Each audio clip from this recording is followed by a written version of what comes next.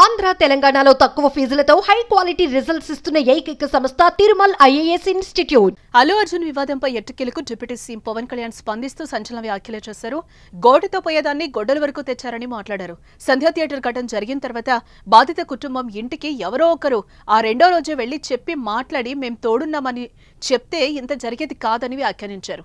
బాధిత కుటుంబాన్ని వెంటనే పరామర్శించాల్సిందని అభిప్రాయపడ్డారు. అల్లు అర్జున్ టీం అయినా స్పందించాల్సిందని చెప్పారు. ఈ ఘటనలో ఎక్కడో మానవతా దృక్పథం లోపించిందని పవన్ అభిప్రాయపడ్డారు.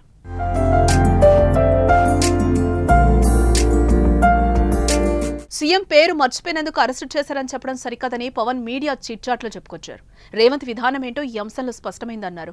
ఎవరి విషయంలో అయినా రేవంత్ రెడ్డి విధానం అదే అని తెలిపారు. చట్టం ఎవరి చుట్టం కాదంటూ పవన్ కామెంట్ చేశారు. అల్లు అర్జున్ అంశంలో మరింత ముందస్తు ఏర్పాట్లు జరిగి ఉండాల్సిందని అభిప్రాయపడ్డారు. ఎవరైనా అల్లు అర్జున్ స్టాఫ్ కానీ సినిమా హాలు వాళ్ళు కానీ ముందుగా చెప్పి ఉండాల్సిందని పవన్ పేర్కొన్నారు. మనం ఎంత ప్రముఖులమైనా న్యాయం అందరికీ సమానమని, ఏ విషయంలో సీఎంగా రేవంత్ రెడ్డి ఏం చేసినా రెండు వైపులా పదునున్న కత్తిలా ఆయన పరిస్థితి మారిపోయిందన్నారు.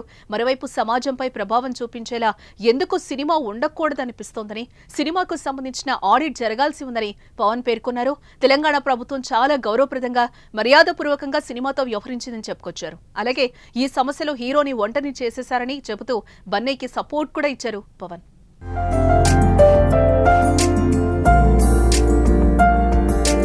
సోమవారం ఉదయం పవన్ కళ్యాణ్ తో ప్రముఖ నిర్మాత Telangana film development corporation chairman Dil Raju భేటీ అయ్యారు.